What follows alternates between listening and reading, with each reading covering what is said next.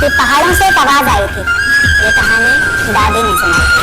एक परी रहती थी बादलों में, एक लड़का गिना जाता था बादलों में। कहता था बादलों से कोई आने वाला है, जमीन पर उतरकर मेरी सांसों में समाने वाला है। उसे बिना देखे इजहार करता हूँ, कहता था मैं उसे तुझसे भी ज्यादा प्यार करता हूँ। इतना सब सुनकर परी ने जमीन पर आने की ठानी। माँ ने रोका, बाबा ने समझाया, पर किसी की एक न मानी। रात का वक्त चारों तरफ अंधेरा था, रोशनी के नाम पर बस चांद था बसेरा। अब चांद से याद आया कि चांद की रोशनी भी तो फीकी पड़ जाएगी जब वो उतर कर मेरी छत पर आएगी। तो कहानी ने नया मोड़ लिया। परी ने प्यार की खातिर से रिश्ता कहीं मैं सपना तो नहीं देख रहा, ये मेरे सामने कौन खड़ा है? तो बोलता कि नहीं, इस तरह चुप्पी सादे क्यों मांग खड़ा? उसने कहा कि माँ बाबा का प्यार छोड़ दिया मैंने, बहुत ख्वाब सजाए थे, काफी ऊंचा उड़ना था।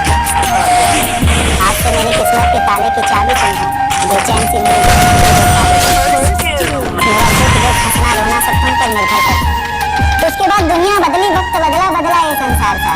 प्यार की कसमें वादे झूठे निकले, झूठा निकला प्यार।